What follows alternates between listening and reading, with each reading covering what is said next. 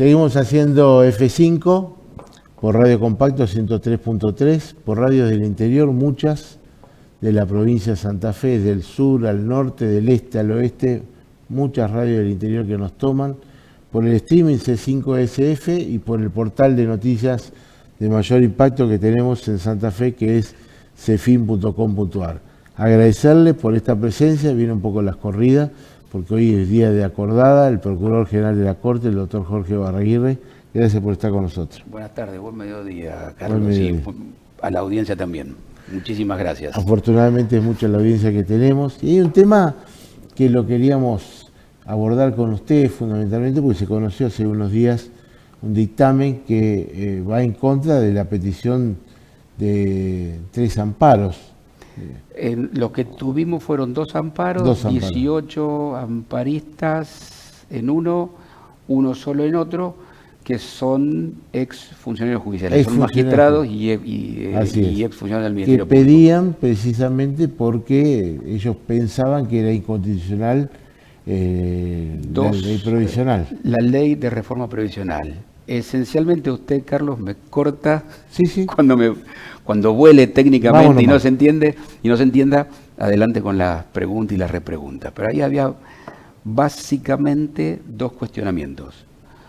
Un cuestionamiento estaba relacionado al tope, es decir, la ley de reformas dispuso en un artículo de la ley que nadie tiene derecho, independientemente de los aportes que hizo durante su vida profesional, no puede cobrar más allá de 20 haberes previsionales mínimos. Eso por un lado. Y por otro lado, la ley también estableció una serie de aportes adicionales que se llama aporte solidario. Van a partir de determinados montos que se perciben en el haber de retiro y escalando en el porcentaje de ese aporte solidario a medida que también mayor sea el haber previsional. Sí. Exactamente. Lo que presupone, para decirlo primero en términos muy sencillos, la utilización de la acción de amparo supone que está en juego una de las garantías republicanas que protegen al Poder Judicial, que es la intangibilidad de nuestras remuneraciones, tanto como activos como pasivos. Primero sale una construcción jurisprudencial en torno a la protección de los activos y después se extendió esa protección a los haberes de retiro. Cuando usted utiliza la vía del amparo, que es una vía excepcional, y descarta el recurso contencioso administrativo, que es la vía ordinaria, eso supone que está en juego esta prerrogativa. Y poner en juego esta prerrogativa de la intangibilidad salarial quiere decir que lo que está en riesgo de alguna manera son los principios republicanos del gobierno. Lo que se sostiene en mi dictamen es que en función del volumen de lo que perciben estos actores, no está en juego, no se compromete la independencia del Poder Judicial, por lo tanto no está en riesgo no van a pasar ningún hambre principio republicano y por lo tanto tienen que ir a otro lado. Pero lo concreto es que acá, justamente por esto que está adelantando, no está en juego la República. Si se toma en cuenta el haber de retiro y el importe, por ejemplo, de los aportes solidarios. 8, 9 millones de pesos no ponen en juego la República por un descuento extraordinario temporario de 400.000, ¿sí? Entonces, lo que nosotros analizamos es, yendo, digamos, si usted quiere, digamos, un poco más fino, algunas de las normas de la Constitución provincial que autorizan a la legislatura a este tipo de legislación. Siempre entendí, a lo mejor yo de ignorante solamente, pero siempre entendí que las leyes eran para adelante, no para atrás. Es que en este caso, digamos, no es aplicación retroactiva de la ley, sino que es aplicación inmediata. Es decir, ahí hay una sutileza. No es que alguien desconozca la condición, por ejemplo, de jubilado, sino que le dice, mire, de acá para adelante, por ejemplo, nosotros los magistrados y funcionarios en actividad tenemos que pagar un aporte ordinario, no el solidario, un aporte ordinario que se incrementó 50%. Si alguien no hubiera dicho, mire, digamos, usted no puede tocar... ¿Eso es constitucional? A mi modo de ver, sí. Sí, Claro. Sí, de hecho, digamos, yo tampoco claro, interpuse ninguna acción de amparo porque no veo que esté en riesgo los principios republicanos de gobierno por el hecho de que el procurador, los ministros de la Corte y una serie de otros funcionarios, camaristas, jueces de primera instancia, aporten a la caja un aporte distinto. Digamos, eso no lo congela. La garantía de retroactividad de la ley no congela el aporte. Lo que congela es el estatus. Mire, usted no puede desconocer, supongamos por ejemplo que alguien decide modificar los años que uno tiene que tener para considerarse jubilado y que de 65 pasan a 67, por ejemplo, para los varones. Si alguien se jubiló, si alguien alcanzaba la edad jubilatoria con anterioridad a la ley, el hecho de que la ley se sancione 2 meses después, por ejemplo, alguien que tenga 65 años y 2 meses no puede decir, ahora, en este caso, el gobierno no podría decir, esta persona no se puede retirar, no. Eso sería aplicación retroactiva de la ley. Desconocer el estatus que alguien adquirió bajo una ley determinada. Pero esto no, el monto no está congelado. Los aportes que uno tiene que pagar no están congelados en el tiempo. Yo estoy muy lejos de lo que perciben los magistrados, yo como muchos trabajadores que hay en la provincia de Santa Fe. Pero siempre trato de equiparar para arriba, no para abajo. Y digo, si una persona está ganando 9 millones de pesos, como usted dice, esos 400.000 pesos quizás, seguramente puedo llegar a pensar como usted, que dice... Perdón, de hecho, Carlos, está escrito así en el dictamen. Es una de las hipótesis que nosotros analizamos. Si alguien tiene algún perjuicio, es alguien que lo tiene en términos individuales y es algo que tiene que probar. Por ejemplo, tuve un familiar, mi mamá, que falleció hace unos años por la enfermedad de Alzheimer. Y supongamos que por X motivos requiere atención 24 horas, 7 días a la semana. Si se afecta la ecuación económica familiar con esos 400, 500 o 600.000 pesos, por supuesto que cualquier persona, sea un magistrado o no, cualquiera puede alegar que se le modifican sustancialmente las condiciones de vida, pero eso requiere una prueba específica en relación a esa situación particular. Entonces, una cosa es esa situación particular y otra cuestión es un alegato general de que está en peligro la República, de que eso tenga una garantía de intangibilidad. Son 2 cosas distintas. Una es el cuestionamiento a la garantía de intangibilidad que protege la independencia del Poder Judicial. Bien.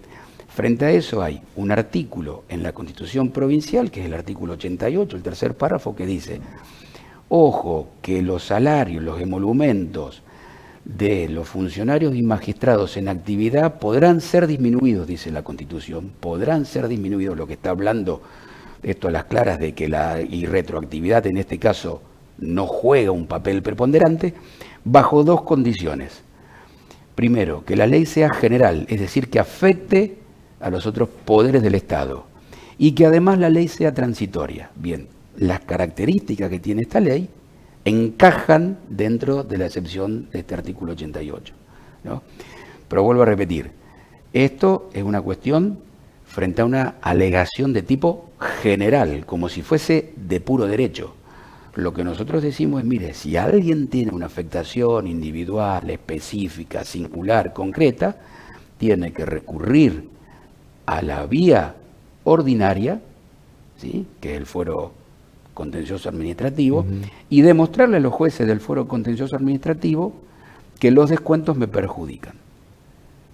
Por esto que usted dice, porque no hay por qué suponer que hay que nivelar para abajo, etcétera, etcétera. Si alguien tiene un planteo específico, lo puede hacer, pero no utilizando la vía excepcionalísima de la acción de amparo y no utilizando un alegato general de derecho, cuando en realidad es una situación que usted, en particular, Carlos Forné, Jorge Barraguirre, alguien puede estar perjudicado.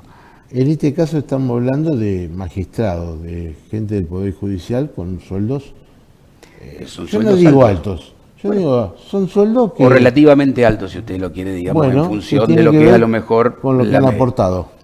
Y en los casos jubilatorios también se deja también a salvo la posibilidad de que alguien diga, mire, si yo estuve aportando 30 años, 35 años, un determinado monto. Un importe mucho más alto que el que aportamos nosotros. No solamente el importe más alto, sino que además, Carlos, manejándose, ¿recuerda cuando estábamos con cuentas de capitalización? Sí. Entre el 93, 94 y el 2008, 2009, esos 15 años que hubo FJP. Bien, si alguien demostrase que yo, cobrando 9 millones, 10 millones, ya soy, entre comillas, solidario, porque tendría un derecho a capitalizar, por ejemplo, 20, también es un alegato particular. Y lo puede hacer, pero lo tiene que de nuevo hacer en la jurisdicción correspondiente y probando que con los aportes que durante 30 años hizo, estaría súper excedido en relación al tope, en relación al tope de los 20 haberes previsionales mínimos. Me vengo, no sé si ya tuvo... Perdón, no sé si se entiende, digamos, estas dos salvedades que usted me pregunta muy bien. Está perfecto. Me vengo para sueldos infinitamente menores, policías y docentes, que también están pagando este aporte que lo exige solidario, que lo exigió la ley aprobada también recientemente, ley jubilatoria. ¿Qué va a pasar con esa gente? Que para ellos un peso ya es mucho, para un policía. Bien, esos casos no llegó, esos casos no llegaron a la Corte, no están en la Corte. Le pediría que me exima de algún tipo de comentario. Sí. Lo que nosotros, por ejemplo, me preguntan en otros términos, me preguntan si esto sienta precedente. No sienta precedente. Primero, para la Corte el dictamen no sienta precedente. El dictamen es no vinculante. No es vinculante. Segundo lugar, hay que ver qué es lo que decide la Corte. Y tercera cuestión, tanto para la doctrina de la Procuración como para la doctrina de la Corte, creo que no deberían razonablemente generar precedente, porque las situaciones que estamos viendo son situaciones muy específicas, no son situaciones generales. No es, hemos tratado un amparo de ex empleados policiales, ex empleados docentes, del magisterio, no. Es simplemente una cuestión, yo le diría razonablemente reducida, a un universo de litigantes que tienen una situación especial, ¿sí? Eso es las consecuencias a futuro que se pueden seguir de esta opinión legal nuestra. Sí, estos ex funcionarios judiciales, algunos o todos irán a la Cámara Contencioso Administrativa. Si ellos estiman que, por ejemplo, en el dictamen hay buenas razones como para ir a la jurisdicción contencioso administrativa, si ellos estiman también de que pueden presentar pruebas acerca de que han cumplido sobradamente con el requisito de la solidaridad, podrían ir perfectamente a la jurisdicción administrativa. Pero yo supongo que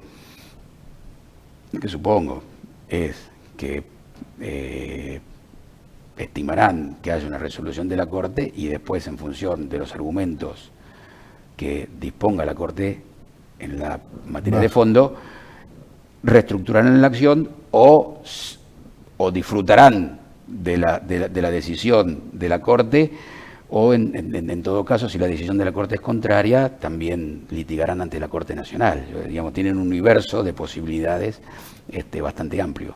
Claro, porque su dictamen pasa ahora Mi dictamen pasa la a Corte. circular ahora, Carlos, por las distintas vocalías, es decir, es analizado por los ministros, algunos se sentirán más vinculados que otros tendrán razones, algunos coinciden en el resultado, pero tendrán otros argumentos.